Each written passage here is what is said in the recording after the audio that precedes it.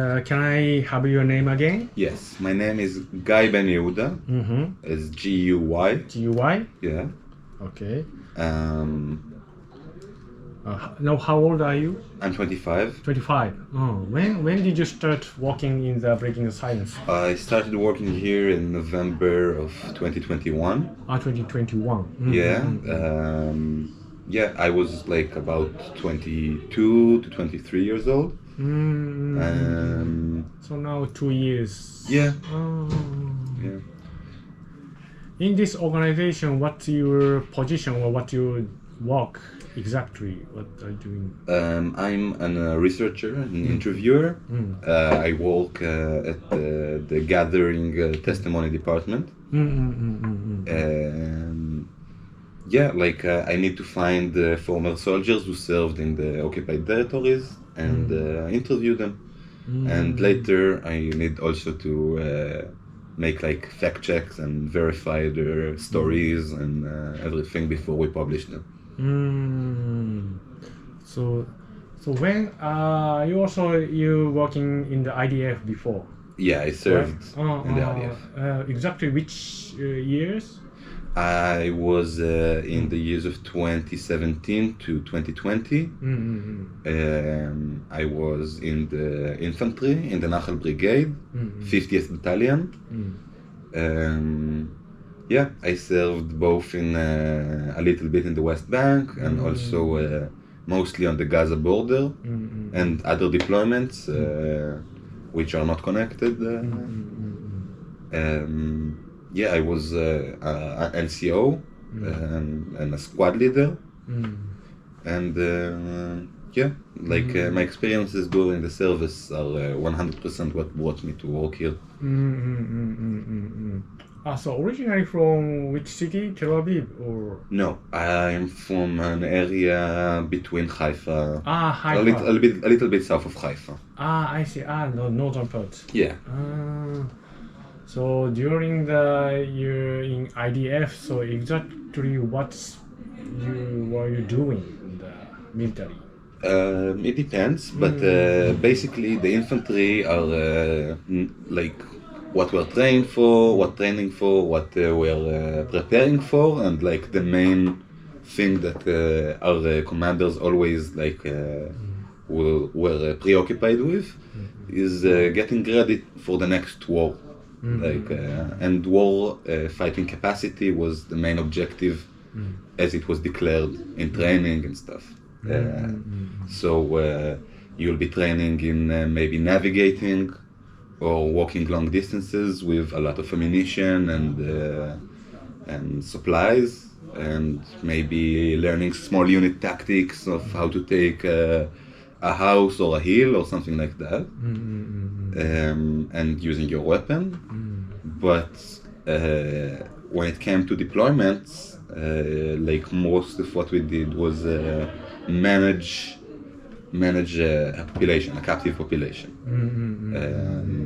As basically when we were at the West Bank, basically as police officers, and when we were at the Gaza security fence, it was more of a literal crowd control, because it was when it was in 2019 there was this big event in the Gaza border called the Great March of Return, where like dozens of thousands of Palestinians every week would come and demonstrate in front of the fence, basically protesting the siege of Gaza, the blockade, and trying to basically maybe harm the fence a little bit, maybe get a little bit out, but it wasn't in the context of like armed conflict specifically in this moment. It was in the context of a lot of unarmed people going to the fence, and then we needed to manage the crowd.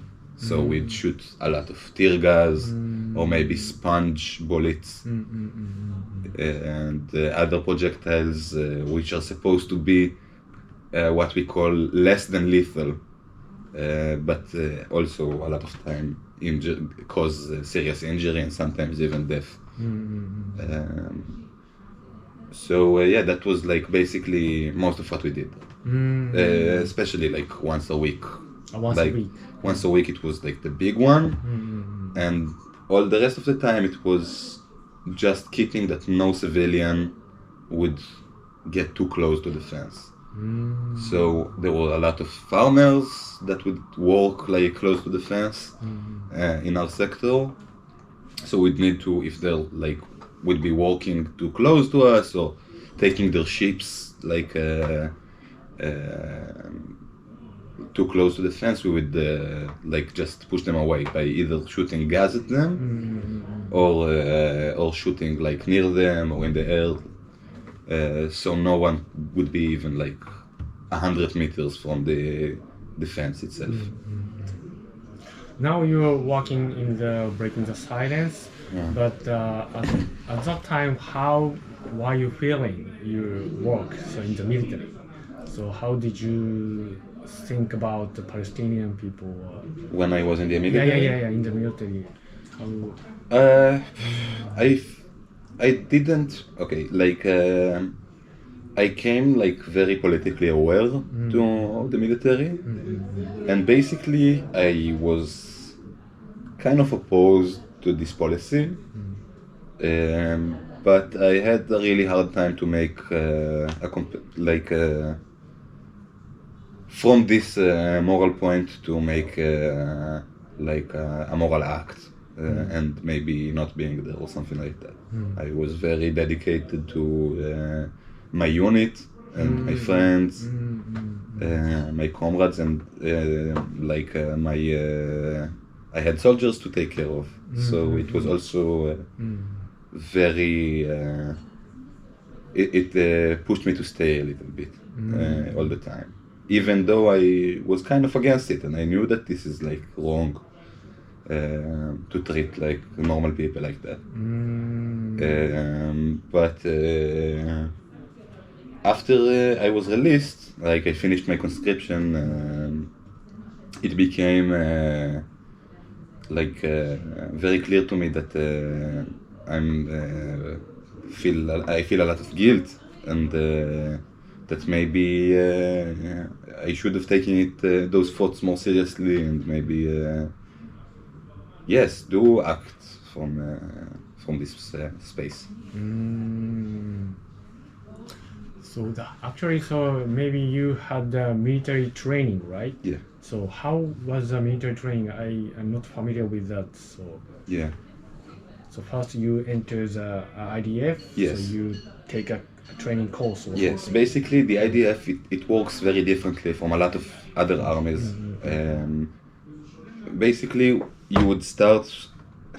It's not like 100% across the board, but in most of our, especially in the fighting units, everyone will start at like the same level, and officers and commanders will be pulled from the full population of soldiers. Like it's not a specific like university that you go to become an officer or something like that.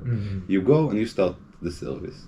So at the start, basically, they're just trying to traumatize you into becoming like a soldier and understanding that your civilian life is over. It's very harsh for a lot of people. You come in, you have to take all your hair down and stay like clean shaven every day, and you have to have like a physical appearance that it's like tidy and clean and everything. And from the second you get there, like your commanding officers and SCOs, they start hassling you. I don't know how to say it, but they start making you run from there to there, making you comply with a lot of stuff that are not really connected to anything physical. They're just about understanding that now you need to follow orders, like even if they're like very arbitrary and like you hate it. And gradually more and more I guess part of the training would be like a larger part would be dedicated to like professional stuff that are related to your declared role of being like in the infantry or something like that. So you'll start having shooting ranges like every other week or something. And you start training to be more comfortable with shooting. And later you'll get like a specification. I had like a big machine gun, like a Belgian-made MAG FN machine gun. Later on, they will decide who is like ready to go to the NCO course. That's when they take you and you go to have more specialized training and to understand a little bit more about both firearms, small unit tactics, stuff like that. From those who are like very good at being like squad leaders, they would take later people to go to the officer course, and they have more specialized training and maybe stuff about leadership and bureaucracy and stuff that they need to work with. But when it regards to the vast majority of the people, mostly it's basic training, which is mostly about following orders and getting into some physical shape, and advanced training, which is about open field warfare, then urban warfare, shooting ranges, having specialized role in the fighting unit, maybe having a special weapon like I had, or maybe having some special night vision goggle that will help you see better, or special kind of scope to your gun. So yeah, like it is parting a little bit, but mostly it's all about being an infantry fighting unit, not anything that like is the main use of those soldiers, about being basically police officers in an area that is under military control and has a huge population, and then you have a role that is like very much different than what you trained for. Actually, your colleagues, so used to working with, is sometimes you talk to them nowadays. Yeah. So how do they do now? Because the soldiers? Yeah. Your colleague before. Yeah. When you were. When I was a soldier. Yeah. So your colleagues, you finished military services. Yeah. And now what they doing? So working in the company or. It's different because of our conscription. It's not like a military career for most people. Like very few of those people will actually stay as stay as NCO or officers. Most people will finish the conscription and go to the civilian life because it's just the law. It's not like a career choice. A small percentage they take a position which is with a salary and everything, and they stay in the army. But most people will just do the 2 years and 8 months that they have to, then they'll go on. This is what I did. But a lot of most people, like it's supposed to be everyone that is finishing this conscription as a fighter as a combatant in some battalion or I don't know, reconnaissance team or tank unit or whatever. He would be in some reserve unit. Me myself, I was put in some reserve battalion.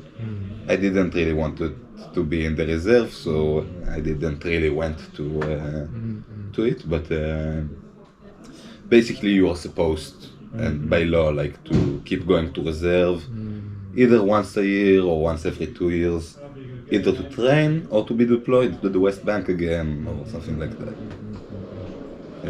Actually, so after, for example, your colleague after finishing the military services, many of them feeling some guilty, or so somebody don't think anything about during the experience in the IDF. I don't want to speculate about most or something like that, because it's a lot of people every year. We're talking about almost like 30,000 people every 4 to 5 months that are going into it and finishing it.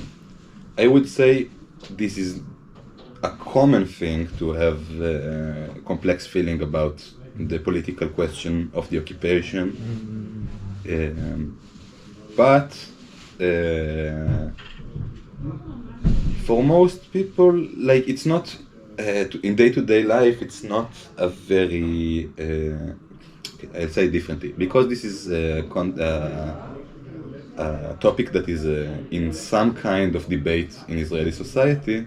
A lot of the conscripts are feeling weird about doing it in the first place, not even because they like Palestinians so much, because it's part of a larger culture war in Israel, larger political debate, and sometimes they would feel weird about, like, I don't know, harming people who are innocent just to protect settlers or something like that. But most people will finish their service and they wouldn't like be that it wouldn't become the center of their lives, like to oppose the occupation. And even many of the soldiers that we are talking to, they are themselves not really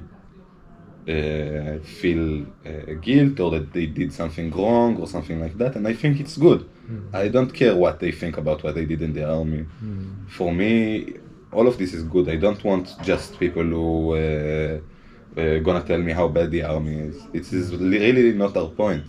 We just want the information about what it's like to be a soldier in the occupied West Bank to reach the public. That's like the... Because we think that the public is somewhat unaware of how military occupation actually works, and we think that if people will know more about it, they'll oppose it in the general public. So now your job here is collecting the testimony, right? Yes. So far, what is the most, how can I say, more impressed or very, most to remembering? Testimony? Yeah, you have? I can't tell you. You Because it's a bit complicated process, because we defend the identity of a testifier in a way that maybe I can bring you one, but I can't tell you like out of my head now, because I don't remember if it's okay to tell or not. Yes, I understand. But I will say in general that there are a lot of stuff that are like specifically very brutal or very violent, which would include the death of innocent Palestinian civilians, which is really rough. And sometimes the most powerful and the ones that will leave the strongest impression would be actually the most benign, like every day-to-day life under the occupation thing of just having checkposts, just like humiliating people in the way to work, just showing our presence in some residential neighborhood or in a village to just make everyone scared. That would leave a very strong impression. It's mostly about the testifier itself, how he can tell the story, like how much details that he brings into it, or she brings into it. Now you started working here. Sometimes you go to the South Hebron. Yeah. As well. Sometimes you talk to the Palestinian family over there, right? Yeah. So you share your experience IDF, or just talk to them how I would say like it's not like my everyday job. Like a lot of people here, they're like really giving tours there. They're meeting the people there all the time, and they have like more personal connections with people there. I will say that it is a complicated issue when you work with Palestinian partners. Some of them really are preferring to have this on the open and just like being able to talk about it and laugh about it and everything. Other people, this is very weird for them, like the concept of working with soldiers or ex-soldiers, and they'll just prefer not to address it at all. And it's really a thing of basically, I guess it's more about the Palestinian partner than on me in this regard. I will say that I don't feel that comfortable having this as my forward identity, being a former soldier. Not just because of the Palestinian partners. This is kind of embarrassing for me. And this is a thing that I need to always work on to be able to tell my story and to tell other people's stories. After finishing military services and you now already working for the peace building, how mind change, thought or opinion, how did you change?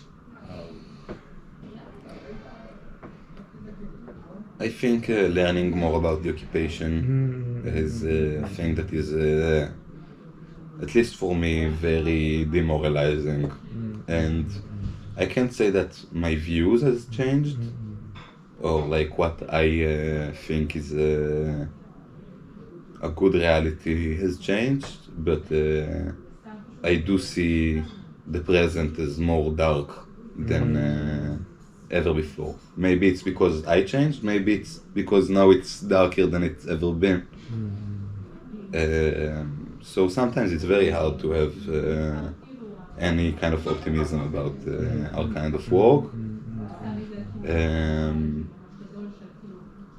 And yeah, generally about like political change here.